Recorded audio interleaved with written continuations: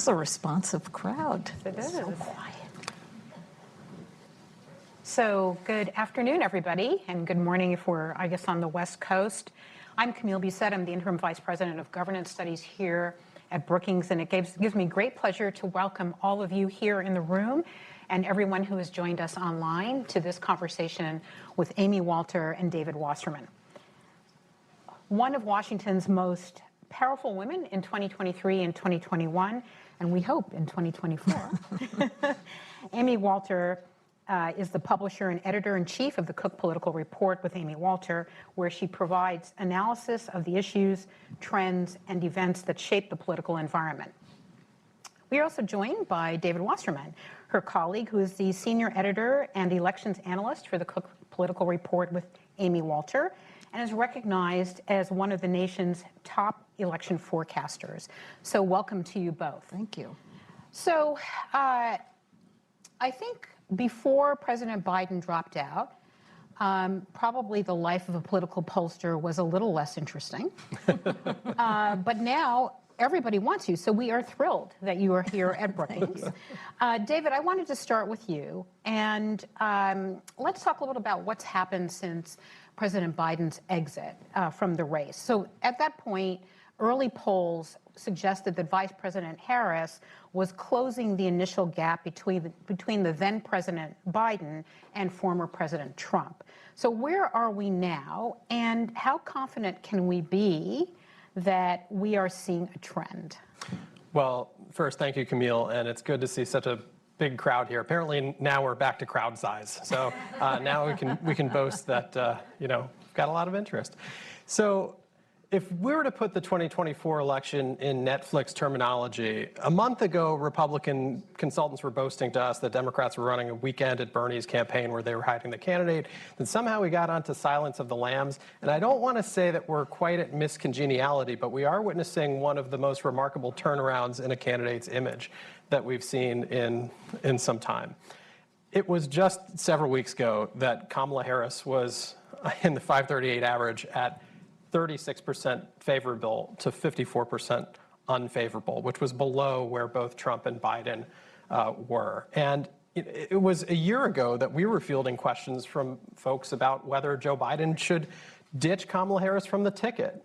And it's not as if he got it's not as if she got dramatically more popular by the time he dropped out of the race. It was that he had fallen below where she was. And yet, in the time since he dropped out, we have witnessed her get to 43-49, which by today's standards seems absolutely smashing. That's right. So that is popular. That's right.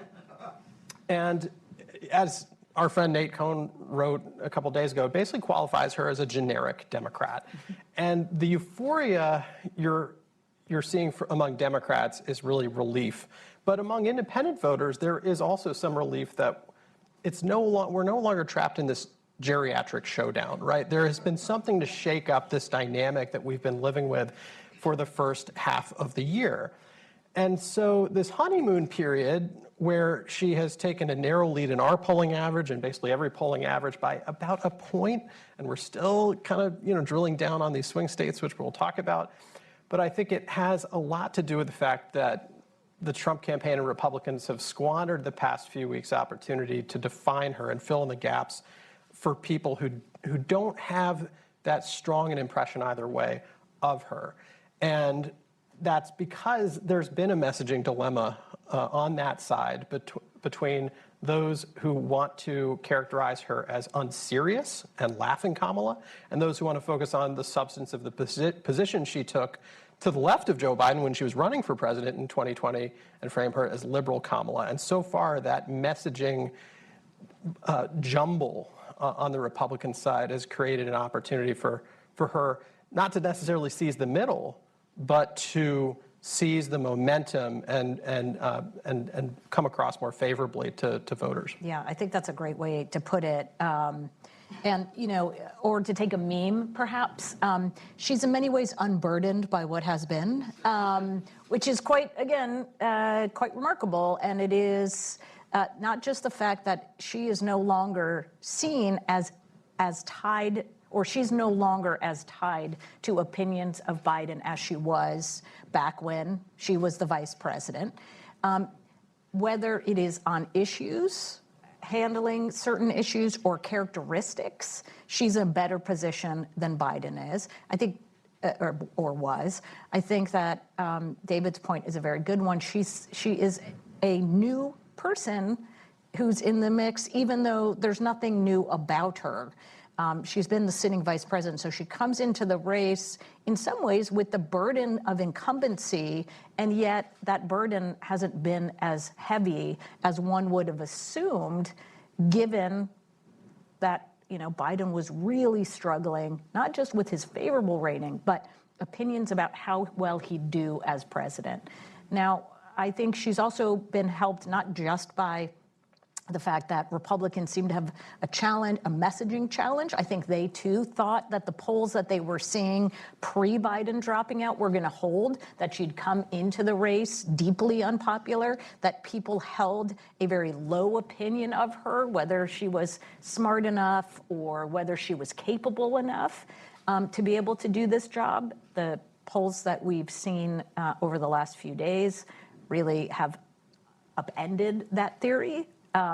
So there was some, I don't know if it was hubris or hope that she was going to be as weak, if not a weaker candidate. And she's also been more successful in staying on message. This is why you have this weekend, if you saw J.D. Vance, he was on every single Sunday show. What was he saying? Come on, Kamala, come on out. Show us your positions, get off the scripted. He went, and didn't he stalk her plane at one point, trying to get her to come out and talk to him? And the point there being, we can't let her keep defining herself in these well thought out, crafted teleprompter types of rallies. We need to get her off the cuff. We need to get her in front of the media. We need to get her answering questions. So she's been successful in being able to stay out of that. And the second is that Trump has not been successful staying on message, which he was incredibly, we called it disciplined, and the campaign being focused. I think a lot of that was driven by the fact that he was winning. And when you're winning, everybody's great. When you're not winning, everything's terrible, right? And so that's when he has his, his worst instincts come out in terms of the ways that he decides he wants to get the campaign back into his favor. And the Democrats had been saying for months that there were enough anti-Trump voters out there. They just needed to get Donald Trump in the spotlight to remind them of what they didn't like about Donald Trump. Harris has been able to do in 10 days what Biden had trouble doing in a year and a half. So it sounds like Kamala Harris has benefited from a number of sort of messaging difficulties on the Republican side, an opportunity to redefine herself. Obviously, the enthusiasm for her candidacy is translated into more likability, et cetera. And so obviously she's closing the gap between herself and former President Trump in the national polls. How is that translating in the swing states, Amy or David? Yeah, why don't you start, Dave, and I'll.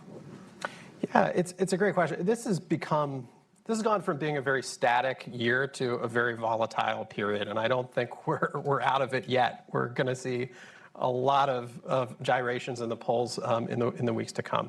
But based on what we know about the demographic structure of this race, Kamala Harris has recovered ground that Joe Biden had seen eroding among three key groups: Black voters, Latino voters, and 18 to 29-year-old voters, all of which we had seen huge drop-off in support between the share that Joe Biden and Kamala Harris got in 2020 and what we were seeing in the polls up until this point. And that means that the Sun Belt route is now open for Democrats to contend.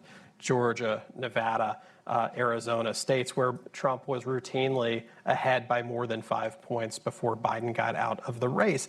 And there was a fatalism that was about to set in for Democrats in those places that could have really cost Democrats down ballot. Because even though you had Democrats like Tammy Baldwin, and I'm sure we can get into down ballot, but Bob Casey, they were running far ahead of Joe Biden in those northern Great Lakes states. It showed that voters there were not necessarily ready to embrace Republicans, but they were really down on Joe Biden. And now the Democratic enthusiasm is on par with where Republicans are and brings those southern battleground states into contention, which opens up more routes to 270 for Harris. That's right. And I think with women, too, is where she's also been able to open up the gender gap that is, again, traditional, what we've seen now for years with Democratic candidates getting more support from women.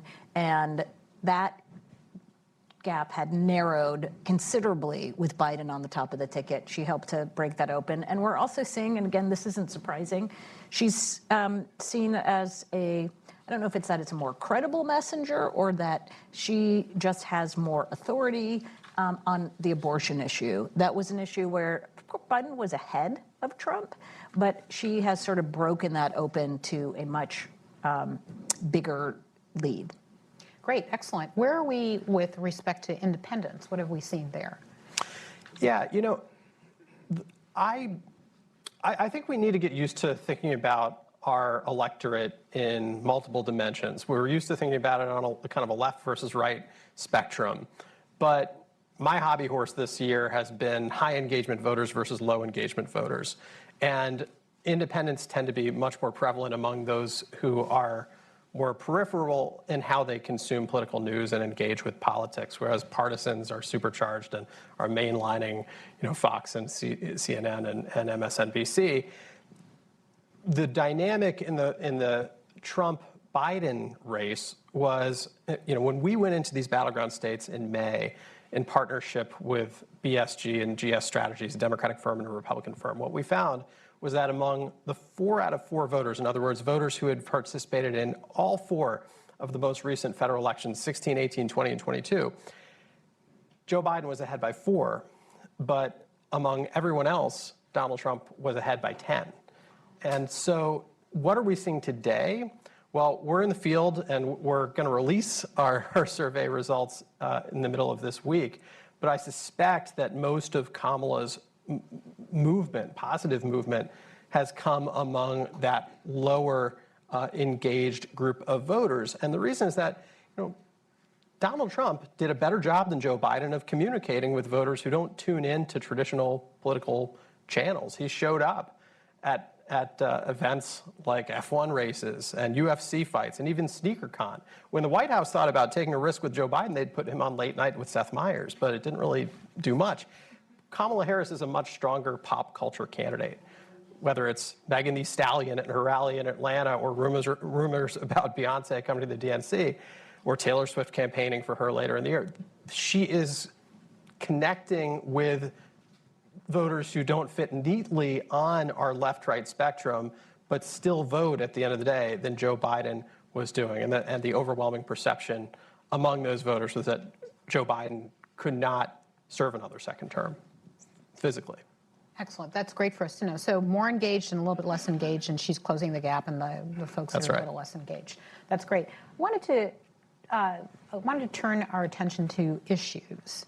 So what are some of the issues that are top of mind for voters nationally? This is much in the way that Dave had us think about the electorate in a way that isn't just two-dimensional or traditional. I think issues become an important way to think of them as issues that are important to voters, but are they salient to their vote?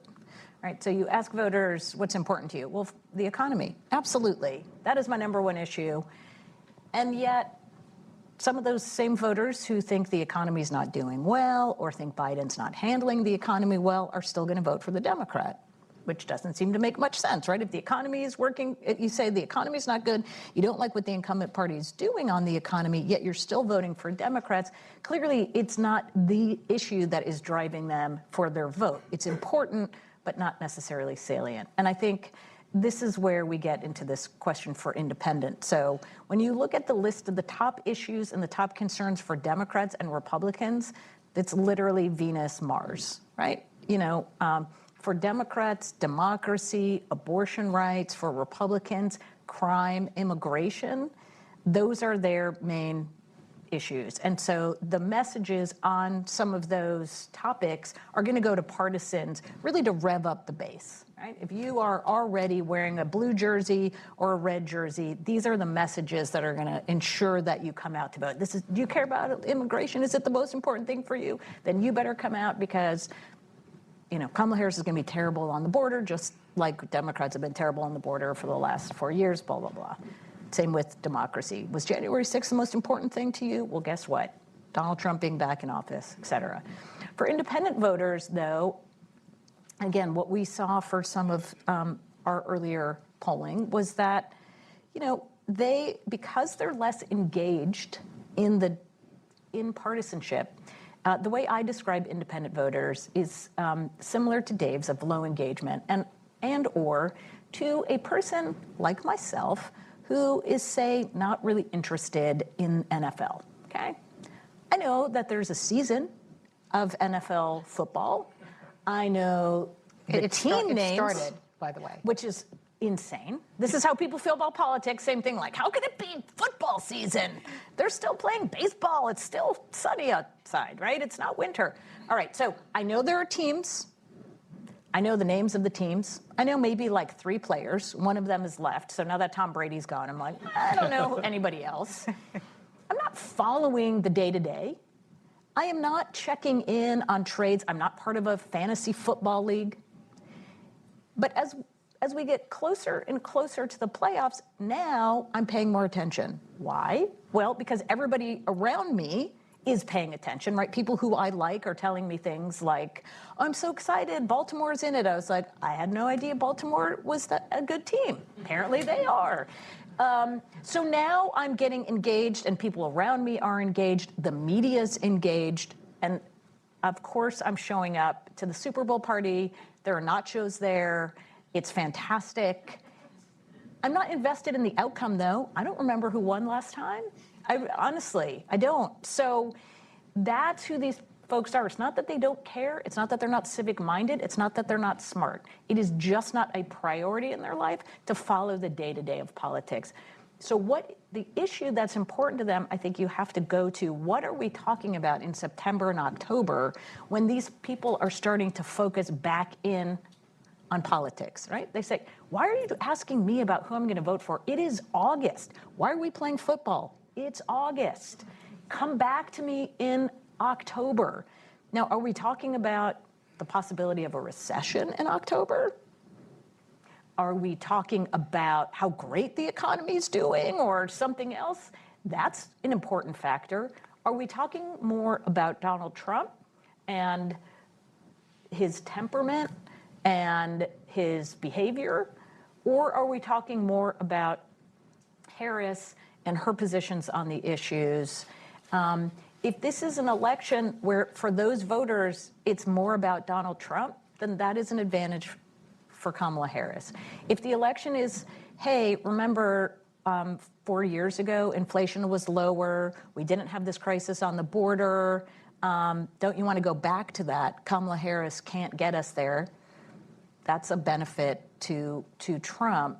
So it's not a way, I'm not trying to evade the question, but I do think it's important to appreciate that where the lens is. Like, I think some reason what we haven't heard as much about immigration in the news cycle because we have had reduced border crossings. What if we have another spike going into the fall? That puts the spotlight then. That's what people are going to be getting through whatever media they're consuming. And again, it's peripheral. They're not necessarily focusing in on it, but they're getting that information. And then they hear, man, all this border stuff, and I've seen these ads, Harris is bad on the border, and we didn't have this with Trump. Oh, okay, right? You can see how those voters then get pushed into more supporting Trump than they would Harris. So voters are multidimensional. They vote as it turns out. And humans are complicated. We are not robots. So we've been hearing a lot about, certainly on the Harris side, about memes, coconut trees, and brat, et cetera. What are we hearing on the Republican side? And are these signs of deeper engagement, do you think, are going to last? Or what are your thoughts on that? Yeah, the Republican dilemma right now is exactly, how do you message in the swing states to define Kamala and tie her to the current administration? And there's a frustration among Republicans right now that she is not being regarded as part and parcel of the Biden administration and the status quo in her coronation as the new candidate in this race. And you are going to see, I think, spending parity between the campaigns between now and the election on the airwaves, because even if Kamala Harris is raising $300 million, you can't buy much more airtime than has already been reserved. And that's one thing, by the way, that's different from the first half of the year when Democrats had the airwaves to themselves in a lot of these states. So what are Republicans going to say? Well, they're already highlighting her speeches in which she invoked Bidenomics and praised the administration and Joe Biden's handling of the economy. But then also, if Kamala Harris's momentum is going to be sustainable for the next 80 days, I think she's got to go a bit further than what she's done so far to preempt Republican attacks on her as a radical. And whether we do see a series of policy speeches to articulate why she has changed her mind on things like a fracking ban or her own version of Medicare for all, or a pathway or decriminalizing illegal border crossings and so forth. That will be key to how voters perceive her and whether she's able to weather the barrage of attacks to come. And I don't think her VP choice did anything to move her to the middle, even though Tim Walz has a stronger favorability in some of the early surveys than J.D. Vance. If you go back and look at the 2022 election results by county in Minnesota, it's not as if he had special appeal with rural voters in Minnesota, certainly not to the extent that Josh Shapiro was able to overperform in 2022 in Pennsylvania. So in terms of policy issues, so it sounds like, so we're starting to hear a little bit about policy positions from the Harris-Walz campaign. We've heard a little bit from Trump prior to his selection of J.D. Vance. Are we going to hear more as we turn the corner into September when people really start paying attention? Or what's your sense of the way the campaigns are thinking about moving into this final stretch? Well, we've got this debate on September 10th. And so that is coming up very quickly. I hate saying that as somebody who, I love summer so very much. So even just saying September hurts me, and saying that it's around the corner. But just think about where we are. We've got this week, which right now Harris is still enjoying a lot of wind at her back. The stories, again, thinking about this independent or non-engaged voter who is just seeing what's on around them. If you're just perusing through media outlets, it's a pretty good story for her, right? Crowds lining up, waiting to hear her, big stadiums filled with people. And what you're hearing either online through memes, or he's even getting asked these in interviews, is cat ladies, and right. So J.D. Vance is trying to do what vice presidential candidates are supposed to do, which is be the attack dog, but he's having to answer for his own shortcomings and things that he has said in the past. So he doesn't get to, he's not as strong of a messenger in moving that message. He's still on defense, Democrats still on offense. So we go through this week, assuming things stay this way. Then we go starting Sunday, we're in Chicago. We have the DNC.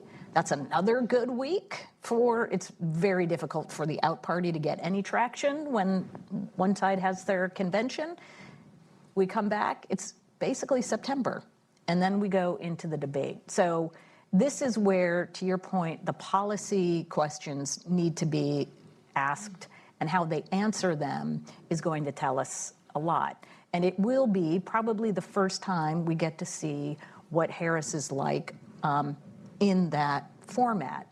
Now, this is what Republicans were also really convinced of, and I think they're still moderately convinced of today, is that once she gets off of the teleprompter, once she gets off the script, she struggles, and that her 2020 presidential performance was not great and was an indication of how challenged she is in those sorts of situations. Her first few months in the VP slot, right? Just all of those together make them think, she's not very good at this, and we'll be able to blunt all of this momentum that she has in something like a debate. However, if you watch that debate from June 27th, we talked a lot about, and understandably so, how terribly Joe Biden did. But it's not like Donald Trump was good, okay? He didn't do great. We're only not talking about Donald Trump because of the other person, right? Had that been, both of them were meh, right? Then we would be still in this race with Joe Biden. So that's number one. And number two, look, we've all been around campaigns a long time. There are candidates who, in their first go at it, they don't do so well, because it is hard running for president. Looks easy.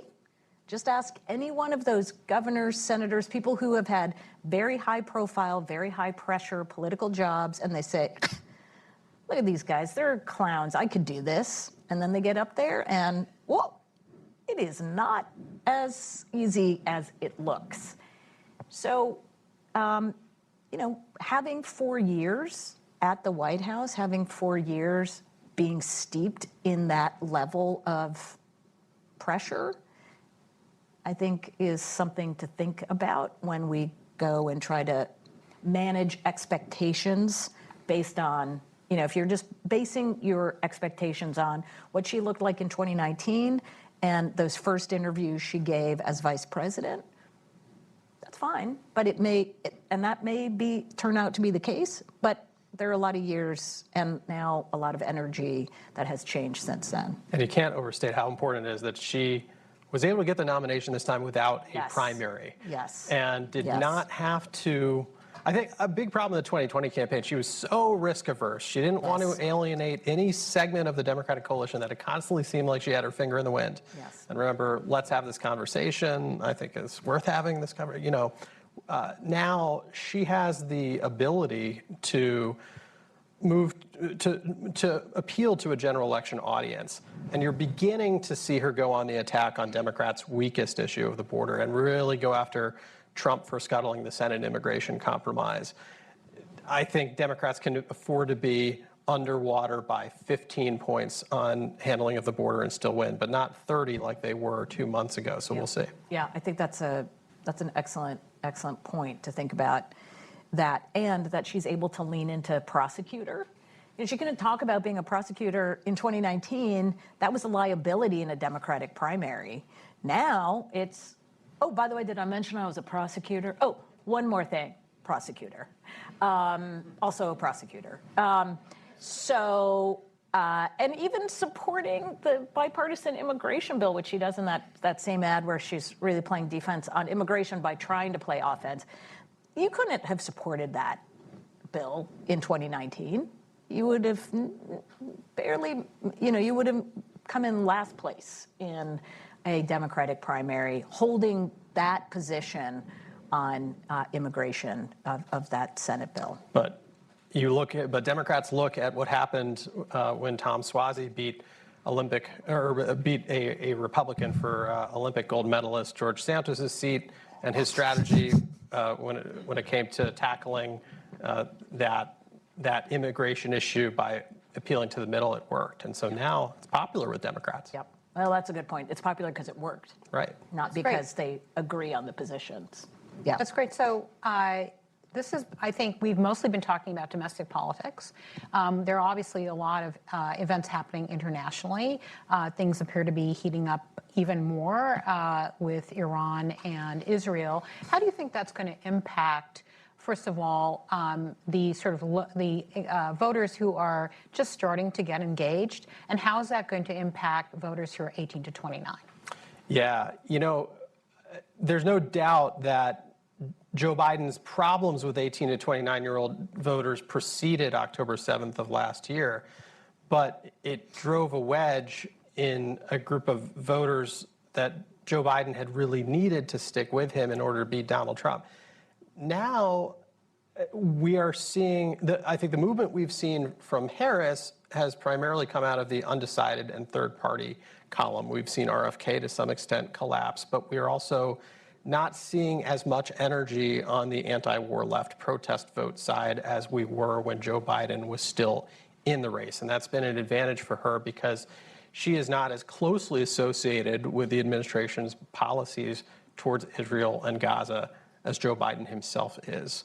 And we'll see if that remains. We'll see if it is a big segment of the debate on September 10th. And there are vulnerabilities for Republicans when it comes to foreign policy, whether it is on tariffs or J.D. Vance's position that is, in many cases, more isolationist than Donald Trump's. So if you're a voter, you're having your summer holiday. Yeah. You're not really thinking about the September 10th debate yet. What should you be paying attention to in the next few weeks? You mean if you're just a regular person? Like a regular, normal person? Yeah. Yeah, enjoy a holiday. Don't think about politics. I mean, I think this is where the debate really has to go and in these final weeks of any campaign, but certainly to reach those voters. What does this mean for me? Again, for partisans, they're looking through the lens of what does it mean for the party? What does it mean for us winning, right?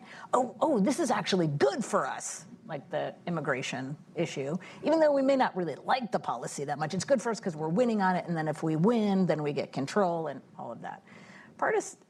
People who are just normal are living their lives thinking, actually, you guys should be working for me. That's the whole point. I vote for you because you're doing something for me. Now, the argument from Democrats now is, look, we're now the party of joy and optimism, and Trump is, his message is just dystopian and angry, and voters want to vote for hope and optimism, not anger and retribution. There's probably something to be said for that, but I think it goes even farther than that, which is who's going to be able to make the case that I know your number one concern right now is that housing costs are too high, groceries are too high, you're worried that you can't afford childcare. This is how we're going to make life better for you. You're worried that your job isn't secure. We got your back. You're worried that your neighborhood's not safe. Here's what we're doing. That's what's going to get through to them. They aren't interested in relitigating the fights of 2020. They're not interested in going backwards. They really just are like, and I think that is some of the re-engagement on behalf of Harris. They just had kind of tuned Biden out. Now, if you're talking to them, they have to be able to say, you know why I'm voting to, if somebody asks them on the street, like, so why are you voting for this candidate? Oh, well, because I feel like they're going to handle, my, whatever the most top concern is for them better than this other person. That's great. David, I have a question for you. So now we've talked about sort of the national race, presidential race. The trends that we're seeing, obviously, we still have to turn the corner into September, but when do the trends start to get enduring for down-ballot candidates? It's a great question.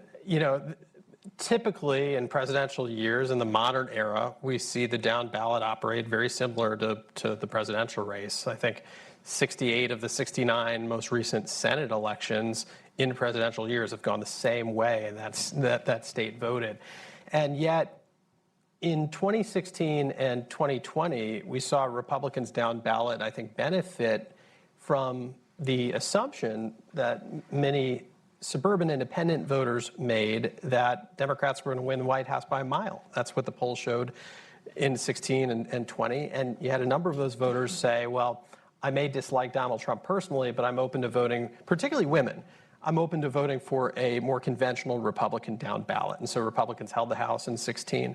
They were able to surprise a lot of people and pick up a dozen House seats in 2020, nearly winning the majority that year. And yet what we've seen all year is that Democrats, both Senate and House, have been running ahead of the top of the ticket. We saw that by a lot when Biden was in the race. We're still seeing that play out with Kamala Harris in the race. I think part of it is that these Democrats have had the time and money to establish themselves, and they have much stronger images than Biden had, more moderate images, I think, than Harris has at the moment. But also, they were not 81 years old, and they took advantage of a contingent of independent voters who want balance. And if they dislike both presidential candidates and they expect that Donald Trump has a good chance to win the election, well, they don't want Trump going too far and having a blank check. And so that dynamic may have been operating a little bit in reverse. Now, Kamala Harris is undoubtedly good news for Democrats in the sense that base enthusiasm and turnout is going to be much more normal than it might have been had it fallen off the cliff if Joe Biden had stayed in the race and that fatalism had set in. But the question is, if the expectations nationally shift and suddenly voters think, oh, well, maybe Harris can win this race, does some of that benefit of ticket balancing go away for people like your Bob Casey's and Tammy Baldwin's and Jackie Rosen's, who suddenly have a bigger lead? Where it becomes trickier is for Democrats in really red states like John Tester or Sherrod Brown. Yeah. Great, excellent. And when everybody registered for this event, they had the option to send in questions. Okay. So we've gotten a lot of questions about the science of polling. So I want you to start us off by sort of just telling us, what should laymen be looking for when they're looking at polls? They hear about all these different polls. What should they be looking for to understand whether the poll is reliable and whether they should pay attention to the poll? Why don't you start, given what we did with your idea on the national vote, how you put that together? Yeah, so we came out a couple weeks ago with a national polling average at the Cook Report that just looks at 21 polls that we consider to have a record of transparency and reliability. And are there outliers among this group? Occasionally, yes. Statistically, there will always be outliers. But what we're looking for is have these pollsters articulated how they came about establishing a sample. Was it RDD? Was it another methodology? Was it all online? Have they published crosstabs that show the subgroups of how they got to the results they show for their whole sample? And are these people that we have gotten to know in terms of the numbers they've published in relation to the ultimate election results over the course of years? And so one thing that I think people should be aware of is that response rates have fallen through the floor. And it's made polling a lot more challenging for everyone who's engaged in the enterprise. It's not atypical that response rates to a telephone poll, even if it's overwhelmingly cell phones these days, is sub 1%. And so even when you see a margin of error published in a news story, be aware that just as important is the response rate, and that we're relying on, in many cases, 1% of people who are bored enough to talk to a pollster or not sophisticated enough to screen their calls to accurately model what the other 99% of the country is thinking. And so it's remarkable that polling has been as accurate as it has been these past few years. Now, we have noticed sizable errors when Trump has been on the ballot in 16 and 20. Polls were generally more accurate when he was not on the ballot in 18 and 22. So I think we are in the dark with respect to what we'll see. Are there particular groups that are harder to reach when we do these national polls? Yeah, typically the voters who are picking up the phone more or answering a web poll more are those who are most engaged in politics and have higher levels of social and institutional trust. And I think this explains why we've seen the partisan non-response bias that has underestimated Trump's support, is because more than in any past era, one major party's support is correlated with distrust of big institutions. Very helpful. Yeah. Well, Amy, anything you wanted to add? No, that was great. Let's get some questions. Great. So we are going to open up to audience questions. I will just say one thing. We prefer a question as opposed to a statement. So if you can actually ask a question, that would be wonderful. So I'm going to open it up, and we have some. Please go ahead. We have some mics. The question is, has there been a precedent where the president being shot at has affected the polls as drastically as we've seen in the last month or so? So I'm just going to repeat that. Just it was a little low. Have there been instances where an assassination attempt has changed the direction or the amplitude of the polls? Right. I think what's remarkable is to think about the fact that over a very, let's see here, what do we have? We have a 30-week period of time. We went from the debate. Exactly. Let's do debate to assassination attempt to RNC to Biden dropping out to Harris wrapping up the nomination.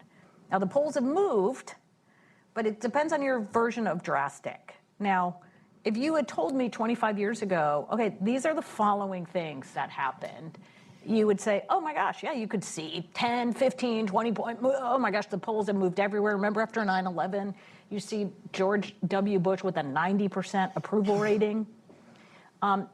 The polls have moved, but nationally, they've moved 4 points, basically, in Kamala Harris's favor.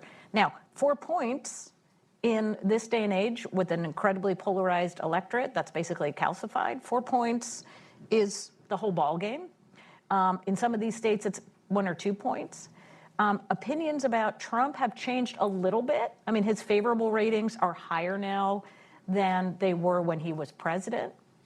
But it's not as if, again, I think the theory being, oh, wow, if someone almost dies who is the nominee for the other, whatever party it is, that is going to be just a major,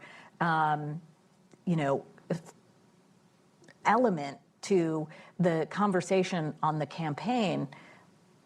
Nobody's really talking about it. And it didn't happen that long ago. It is amazing how quickly, with both our news cycles and the way in which voters are keying into certain things.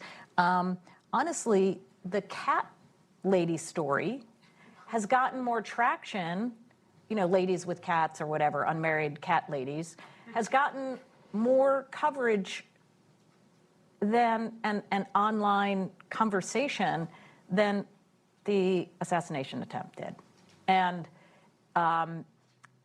so I think, again, there's been mainstream media coverage, too, of Congress's looking into what happened, the role that the Secret Service did or did not play. All of this is still out there.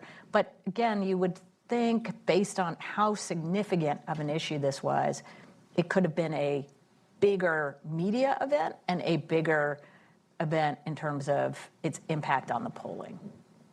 Great, thank you for that question. Others? So we have Gentleman over here, a gentleman over here, a gentleman over here, and a gentleman over here. Ladies, please raise your hands as well. Yes, my name is Roger Cochetti, and I'm an editorial contributor to the Hill newspaper. Most of your discussion about the voters has been people who vote based on an amalgam of economic or social issues, or they relate to the candidate or they don't relate to the candidate. I wonder if you could expand on one sort of icon of American politics, which is the single issue voting bloc. You haven't talked much about that. And recognizing that there is no such thing as 100% single issue, but let's call them the 80%ers or 85%ers make up their mind on one issue. How significant is the single issue vote? Are the single issue voting blocks? Who are they? Will they make any difference? Should we be watching them? And what are the issues that motivate single issue voting blocks? Thank you. I'd say among the truly persuadable electorate, which is down to maybe 7 or 8 or 9% of voters who are not locked in to a partisan preference either way, there are far more feeling thermometer voters than there are single issue voters. And are there, a few who vote solely on Israel or on abortion? Sure, but they're pretty much locked into their camps. And the variables I'm watching for those 8% that are still somewhat fluid and up for grabs in these states, I mean, their distinguishing characteristic, they tend to be more purely pocketbook voters than the other 90%. And for the first half of the year, they had a side-by-side comparison of a current president and a former president, and their perception of the former president's economy and what things cost was stronger. And now it's, Kamala Harris is kind of winning the fight over which candidate represents the future and turning the page. And they are suddenly drawn to that a bit. But when it comes to their perceptions of the economy in the next 80 some odd days, there are two variables I'm watching. One is the reason those voters have been so down on the Biden-Harris's handling of inflation, even as we've seen inflation numbers come down, is interest rates and their struggle to obtain a home loan or a car loan. And do we see a Fed rate cut before the election? And then the second that hasn't registered in the debate as much or the national conversation is healthcare costs. And even though Harris and Biden have been performing below where they did among 18 to 29-year-olds 4 years ago, the polls have still been close because they've been performing a bit better among seniors. And what I'll be watching is, does the Trump campaign try and leverage the rate cut to Medicare Advantage that's slated to go into effect in October to try and attack Democrats on healthcare costs? Or is the Harris campaign more effective at pointing to the Trump campaign's pledge to let Obamacare subsidies expire at the end of 2025? Right. Thank you. This gentleman here, this young lady here, young lady over there, and then this gentleman and that gentleman. I think we'll wrap with that. Thank you for being here. Yaman Asmarum from University of New Mexico, I'm visiting. I think I worry, and you said, for example, that maybe she needs to get out there and get into very detailed policy presentations. I worry that's always been the Democratic trap. We get these very smart candidates who go into this very, very detailed stuff. In the end, like what we saw in 2016 and even with Barack Obama's campaign, I thought maybe the idea that people need to fall in love with you, that's really truly that matters. And maybe that's where I think sometimes polls come short because they don't know how to measure falling in love. I would like you to push back on that, if you don't mind. Thank you. Yeah. So you are right that the more detailed that you get, and this is where Republicans find themselves now distancing from a 900-page document called Project 2025, which the candidate did not write, to be clear, but many of the people in that candidate's orbit were contributors to it. So the more detailed it is, you're right, the more trouble you run into.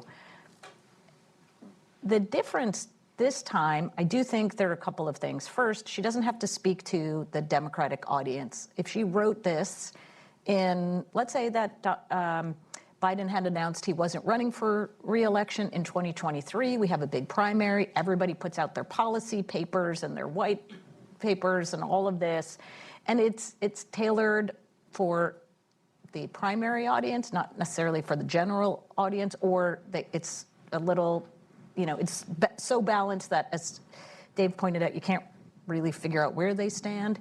Now this is talking to a general election electorate without having to win over those primary voters. And I think the real question going forward, if you are a voter, and this is what the campaigns do, this is their job, figuring out, well, who are those people who voted for Biden in 2020 but are not sold on Kamala Harris? What is it that she's not providing to them? Is it that they just don't know her well enough, so they need to see her more? Is it that they think she's more liberal than Biden ever was? And so she's got to convince them that she's willing to buck up against the more liberal forces in the party. Is it that the economy, and Dave's point about the side-by-side, is really what's motivating them? That, and you hear this in focus groups all the time, stuff didn't cost this much when Trump was in office. So how is she going to tell people, I'm going to help you bring costs down? Trump isn't offering very many specifics either, right? And Project 2025, as he points out, is not his plan. So that you can't, he does a very good job of staying away from the specifics. I think the real question, the way that I would frame it, is more what is she doing in a debate in other places to show who she is and how she will govern. Right now, she's getting the benefit of the doubt because she is really a fresh face. She's turning the page, but people don't know exactly what's on the other side of that page. And so you've got to tell them what that is. Great. So what we're going to do for our mic runners is we're going to take 2 questions at a time, just given where we are on the clock. So this young lady over here, that young lady back there, and then these 2 gentlemen on this row. Hi. Which of 2 issues will prove to be the largest determinant of how people voted in 2024, abortion or the border? Okay. And then we're going to go back there, grab that question, and then we're going to have our panelists weigh in. Hi. So you were mentioning earlier about, given the nature of just Trump being on the ballot has made it more difficult to determine the accuracy of polling. So I'm curious, not just in this election cycle, but while he's been kind of on the top of the ballot or in the political sphere, what changes have you seen in the way that polling is conducted, or what changes have you made in the way that you're reaching out to people? Okay, thank you. Great. So that's an excellent question. The abortion or immigration. And is it fair to say it depends? So look, abortion was a major factor in 2022, in large part because many Republican candidates had taken positions that were outside of the mainstream. Now, some of them did that when they were in office, right? They were in office pre-Dobbs, and they had signed on to legislation. Some of them were running in primaries, again, pre-Dobbs, and moving very far to the right. And so what Democrats were able to do is make the case with the words of their opponent that these folks were too far out on the extreme on the issue of abortion. And we saw that in exit polling too. You know, when they asked the question, who do you think was the more extreme candidate? Republicans were seen as more extreme than Democrats. That was a big benefit to vote to Democrats. And so voters were upset about the economy, So this goes maybe not so much immigration, but on economy, they were not happy about the economy. They didn't think Biden was doing a good job, but they thought the Republican candidate for Senate was too extreme. And usually, I would assume when they said extreme, they meant on abortion for the most part. So in that case, the abortion issue was more salient. For immigration, I do think for Republican voters, it is a core issue. And the question in my mind is, which conversation is more front and center as we go into the fall? As I said, are we having more of a border surge? Is there going to be, what we saw back in over the last year, where there was all the controversy about people flying folks to other states and all of that? Is that what we're talking about? Are we talking about what is happening in the states that do have a ban and the impact it's had on women? Is that getting traction? So for those folks there in the middle, it is clear that I think because Harris is in the race now, the abortion issue, I do think does bump up in terms of the saliency, in part because they see her as a more effective advocate in a way that they didn't necessarily see Biden.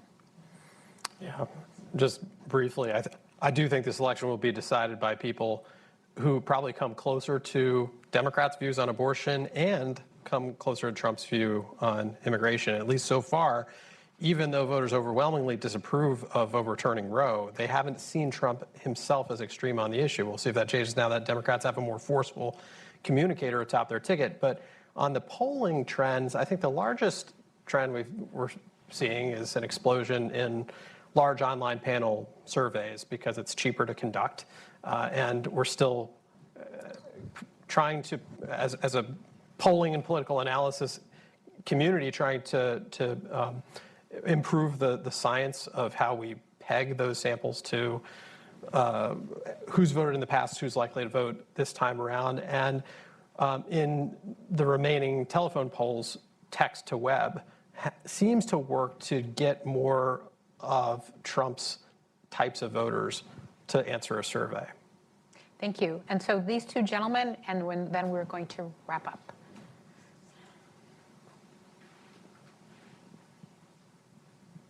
Thank you. Paweł Burdzy, Polish Institute for International Affairs Bureau, Washington, D.C. Bureau.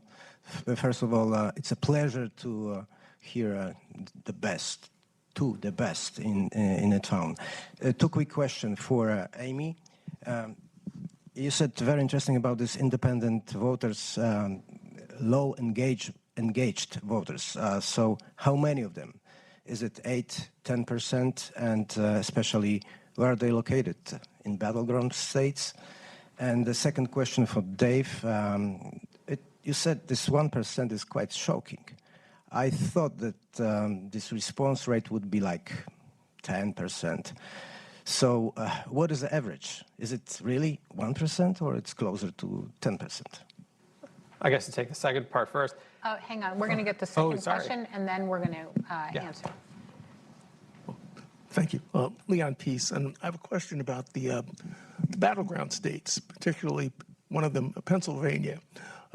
Traditionally, the polling for Pennsylvania has been somewhat inaccurate in general, and then specifically with respect to Philadelphia. So my question is, what modifications do you think might have been made since the last polls to be more accurate with respect to Pennsylvania, Philadelphia, North Philadelphia in particular, in terms of getting an accurate report? And does artificial intelligence play any role in any of that? Great, thank you very much. So we have about a minute. And so we're going to first tackle the question of low engagement voters.